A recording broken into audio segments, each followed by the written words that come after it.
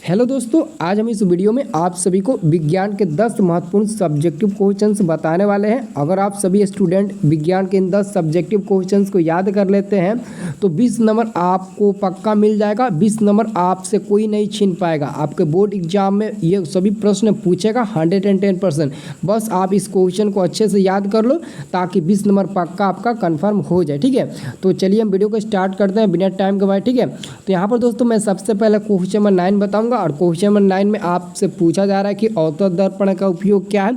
तो एक्चुअली में दोस्तों ये क्वेश्चन आपके बोर्ड एग्जाम में 2 नंबर का पूछेगा। तो 2 नंबर का पूछेगा तो यहाँ पर मैं 4 उपयोग बताऊंगा और इसमें से केवल 2 लिखना, जो भी आपको आसानी से याद हो जाए या फिर आसानी से आप समझ जाएंगे वही 2 आप एग्जाम में लिखिएगा, क्योंकि 2 नंबर का पूछेगा तो 2 ही लिखिएगा। ये साइंस है, इतिहास भूगोल नहीं है। ठीक है, तो यहाँ पर हम पहला आपको उपयोग बताने वाले हैं अवतल दर्पण का। अवतल दर्पण का यहाँ पर दोस्तों उपयोग आपको बता दिया गया। दाढ़ी या हजामत बनाने में अवतल दर्पण का उपयोग होता है।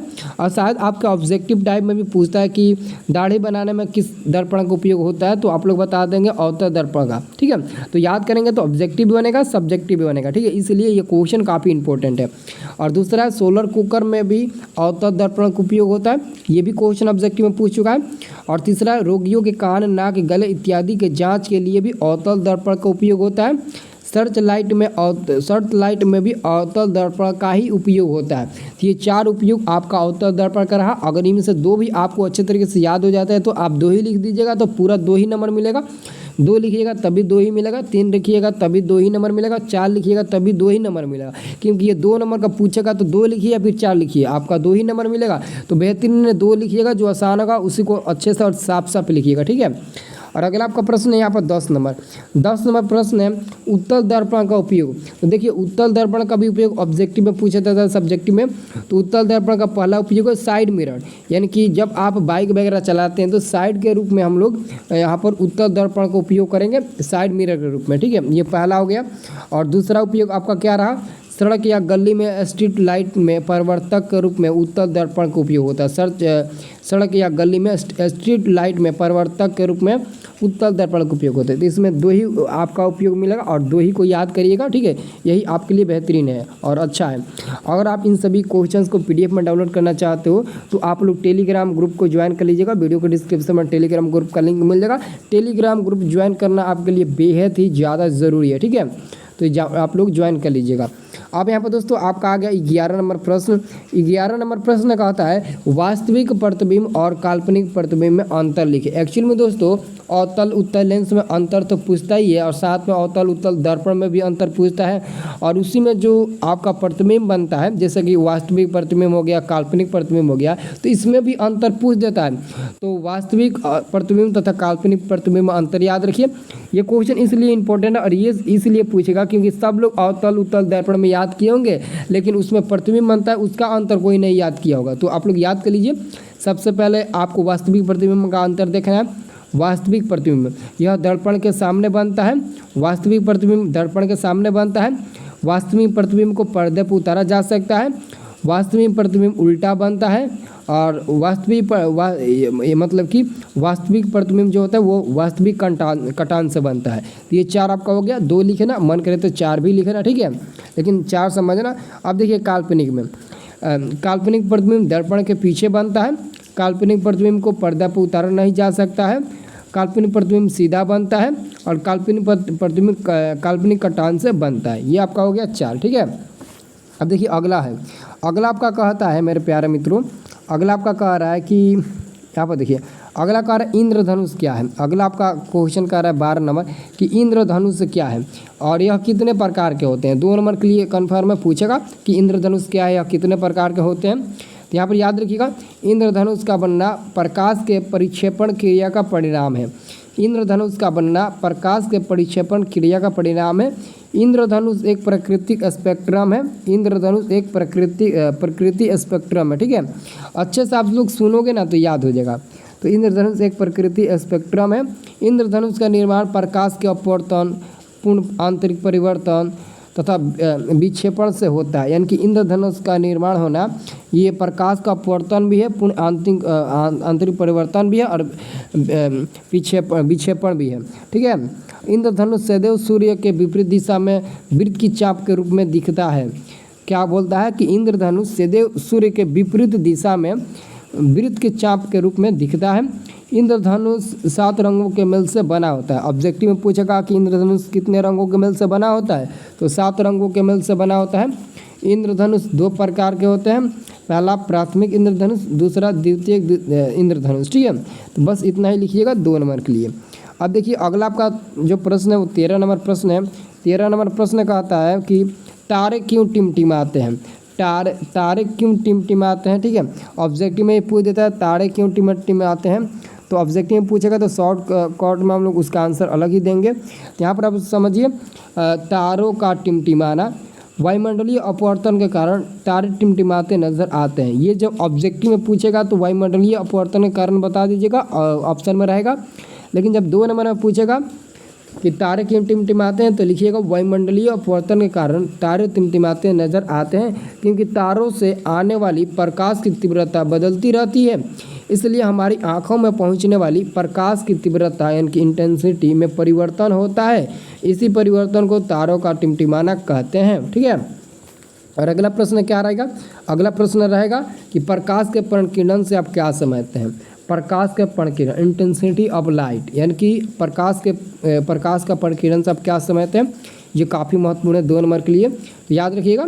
जब सूर्य का प्रकाश वायुमंडल में प्रवेश करता है, जब सूर्य का प्रकाश वायुमंडल में प्रवेश करता है तो वायुमंडल में उपस्थित गैस के अणु एवं परमाणु इसे अवशोषित कर लेता है। यानी कि जब सूर्य का प्रकाश वायुमंडल में प्रवेश करता है तो वायुमंडल में उपस्थित जो छोटे छोटे मॉलिक्यूल होते हैं यानी कि कण होते हैं, वे सभी मतलब कि इस प्रकाश को अवशोषित यानी कि ऑब्जर्व कर लेते हैं, और इसी प्रक्रिया को प्रकाश का प्रकिरण कहते हैं। और प्रकाश के प्रकिरण के कारण ही जो मतलब कि हमें वायुमंडल में घटनाएं देखने को मिलती है, जैसे कि प्रकाश के प्रकिरण के कारण ही हमें आश्चर्य घटनाएं देखने को मिलती है।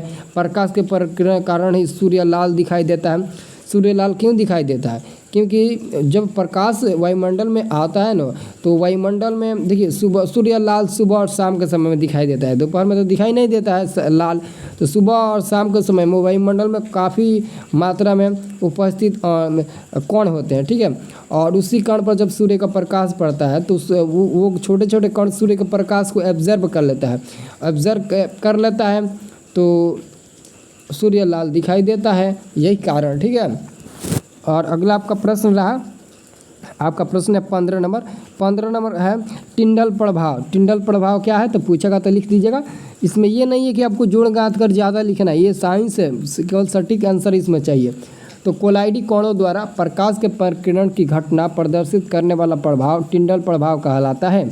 कोलाइडी कणों द्वारा प्रकाश के प्रकिरण की घटना प्रदर्शित करने वाला प्रभाव टिंडल प्रभाव कहलाता है। और यहाँ पर 16 नंबर प्रश्न है, अंतरिक्ष यात्रा को आकाश काला दिखाई देता है क्यों। जब अंतरिक्ष में कर रहे यात्रियों को आकाश काला क्यों दिखाई देता है, अगर ये प्रश्न पूछेगा तो लिखिएगा चूँकि अंतरिक्ष में कोई कण उपस्थित नहीं होते हैं।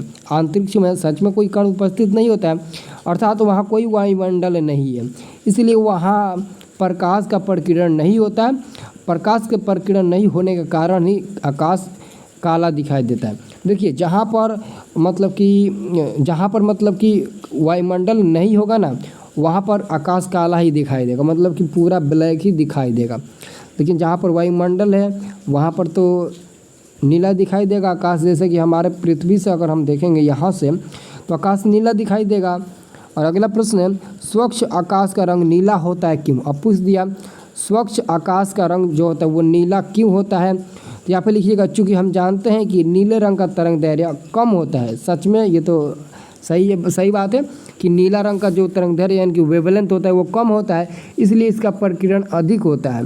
नीले रंग के प्रकिरण अधिक होने के कारण ही आकाश का रंग नीला दिखाई देता है। ठीक है, तो जिसका प्रकिरण अधिक होगा, तो जब प्रकिरण अधिक होगा तो वो लाइट हमारी आंखों पर ज़्यादा आएगी, तो जो हमारी आँख मतलब कि ज़्यादा प्रकाश को देखेगी तो उसी को हम बोलेंगे कि यह मतलब कि नीला दिखाई दे रहा है। जिसके मतलब कि जो कलर हमारी आंखों पर ज़्यादा आएगी वही हमको ज़्यादा नज़र आएगी।